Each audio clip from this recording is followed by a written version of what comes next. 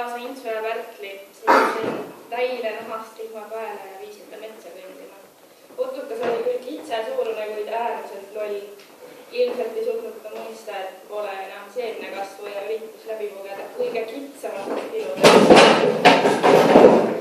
Ilmutades sealjuures meeletut mugavust.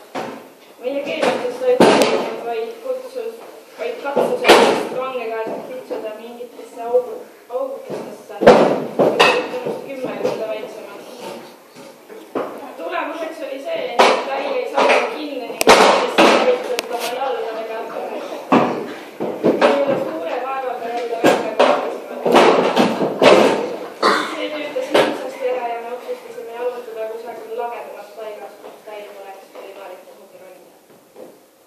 Läksime järve äärde, aga täi oli veel tobedam, kui me arvata oskasime. Ta ei taibanud üldse, et veepind pole see saavist muru, tormas veitalt otse ning kukkus loomulikult sisse. Poiss, mida sa teed? See on ju püha järv. Siin elab järve väljas. Nüüd kõhutab kogu metsa üle. Nüüd peab mõtlema, mis teha. Mul on mõte. Sa pead tooma kõik oma hundid siia.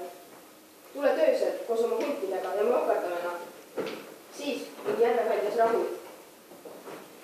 Mine nüüd koju.